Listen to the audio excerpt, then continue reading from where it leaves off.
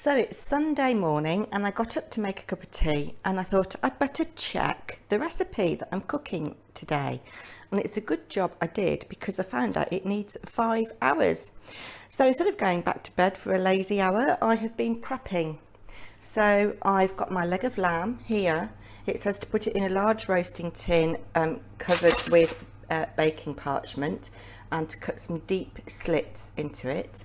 And then in here I've got just over 50 grams of butter softened, and into that I've mixed 2 tablespoons of ground coriander, a tablespoon of cumin, ground cumin, a tablespoon of cumin seeds, 2 teaspoons of paprika, 1 teaspoon of cayenne pepper, a teaspoon of dried thyme, a tablespoon of sea salt flakes, and a tablespoon of black pepper.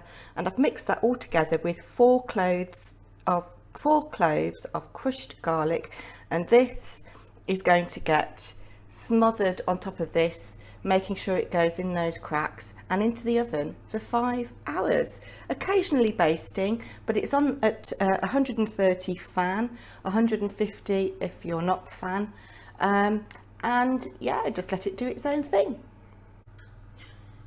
So this is what it looks like before it goes into the oven, and I'm glad I've got the baking parchment here. It will stop any bits sticking to the bottom of the tray and burning, but that should be lovely. And I've really pressed the mixture into those slits that I made so that the meat is flavoured from within as well as on the top. And I've got my cherry tomatoes out to come up to room temperature to start my salad in a little bit.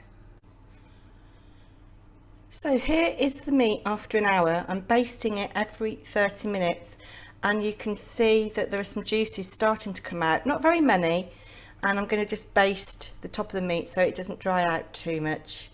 There is quite a lot of fat on the outside of this lamb, which hopefully will render down and keep the meat moist. And yeah, I'll be back and show you a little bit more in a bit.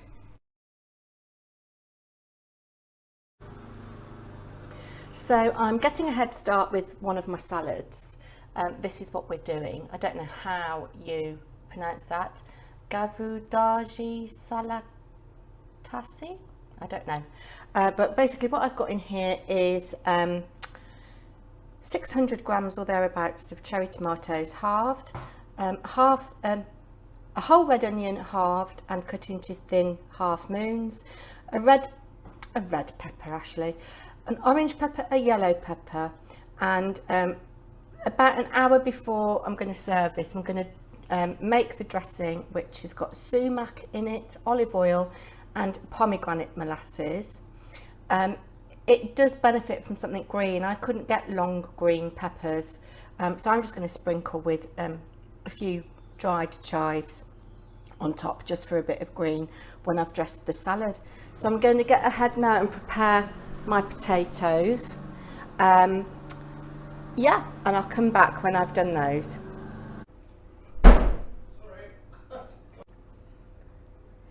I've gone ahead and chopped up my wonky potatoes because they're cheaper.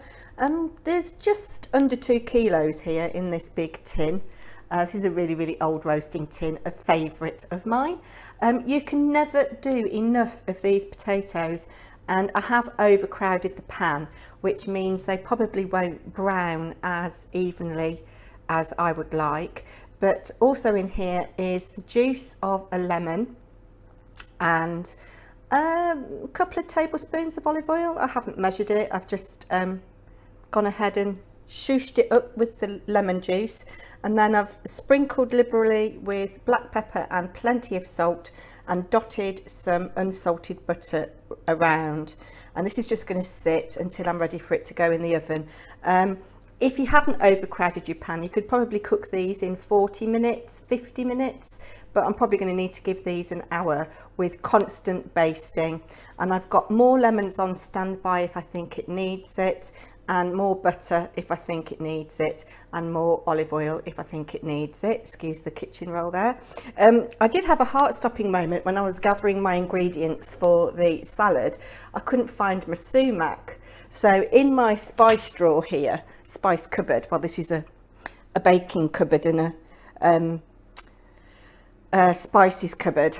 I've got this on the inside of the door where I keep the spices that I use regularly, but then I've got this huge box of spices in there as well. And I was rootling through and I found this box of star anise. I have got a jar of star anise, but I thought this looks a bit old. It's a really grubby looking look, and I think I need to get rid of this. It was best before 2016, December 2016. So yes, at 5.5 years old, I think that is probably past its best. I will come back and show you the lamb when I next baste it.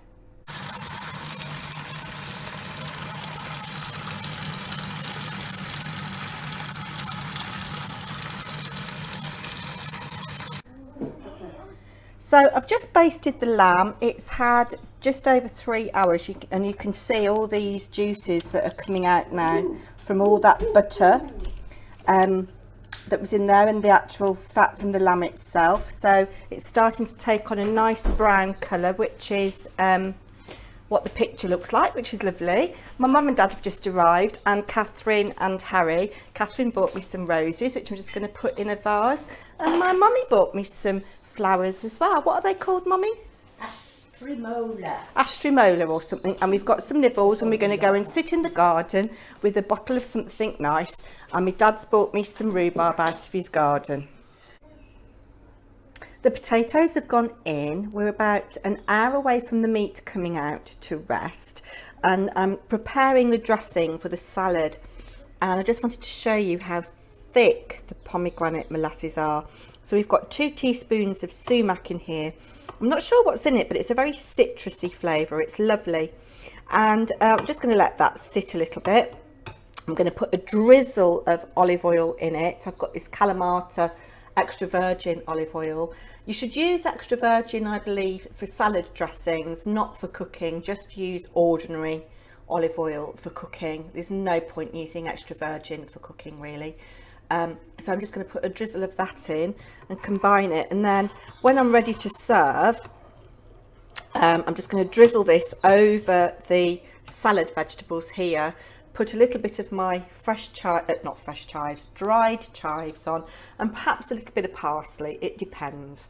It depends how tired I am by then, because I am flagging a bit now. But this is really a lovely celebration meal, and really does not take a lot of work. The lamb is just looking after itself in the oven with the odd basting every half an hour.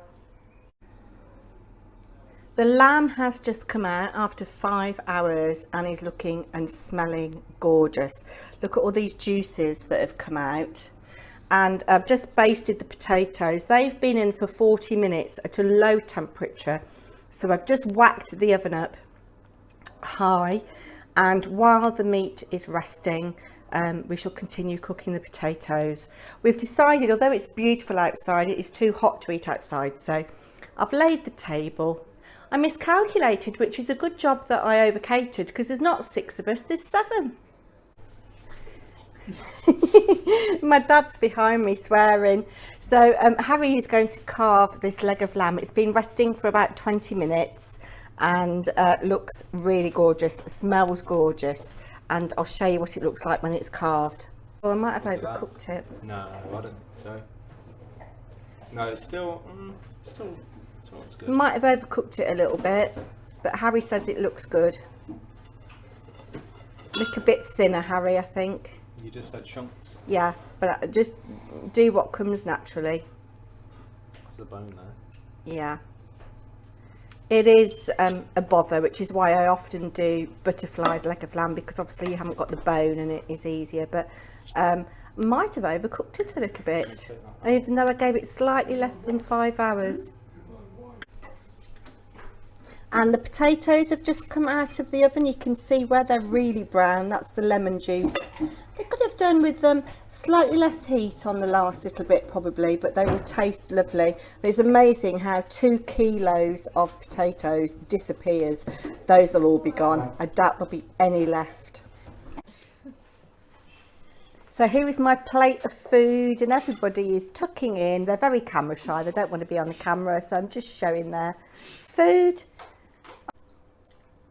I'll come back and give you a verdict when we've all eaten. You put any So we have finished our main course. These are the empty plates. Ella is standing over my shoulder to make sure I don't show anybody's faces because they're all very camera shy. My mother said it was beautiful, particularly the salads. Harry's girlfriend really liked it. Harry was mega pleased that I did Persian lamb because he's been on at me to do it for ages. And this, my dad said he thought it were rubbish. This is what's left of the lamb that we carved. Harry's girlfriend. That's what she's known as now. This is what's left of the potatoes. It's good to have a little bit left over. And this is what's left of the leg of lamb. I'm sorry if you can hear lots of talking behind me. Hopefully this microphone is blanking it out. We're having a little restette, then we're going to have dessert. We've had a little break. It's just gone 5:15.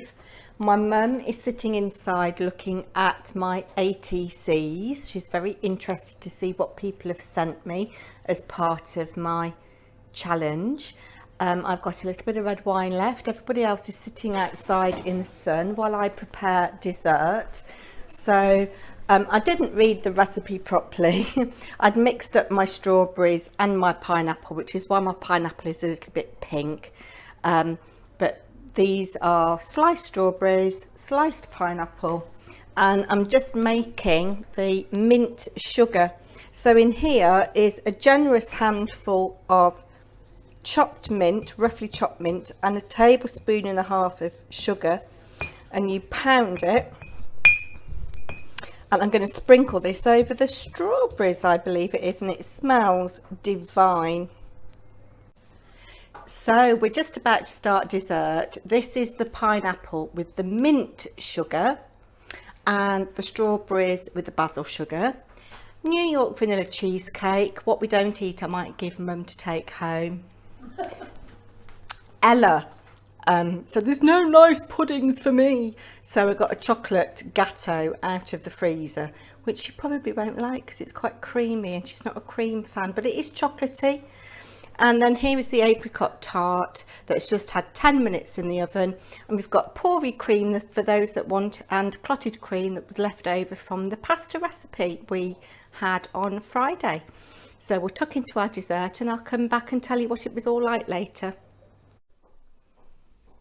And Blue is asleep on her chair. She's had fun seeing everybody, but has had a lot of activity in the garden, so she's come for a little rest.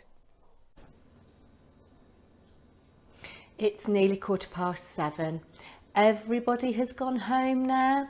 Today has been lovely. I've done the clearing up.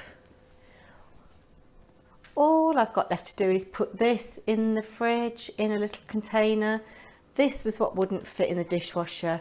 I've done all my pots and pans. So everybody has gone home, and it has been a lovely, lovely day. It was wonderful to see Catherine after all these months, almost a whole year, and it felt very emotional giving her a hug. And all the food went down really well. Everybody said everything was lovely. The strawberries and pineapple with the basil and mint sugars were absolutely fantastic, and I will definitely do those again. And they're quite a healthy pudding. So yeah, I'm going to edit all this together. Might get this up today. If not, it might be tomorrow. But I hope you all have a wonderful, wonderful bank holiday weekend. And of course, it's half term here in the UK. So I'll be back soon. Thank you so much for watching. Bye now.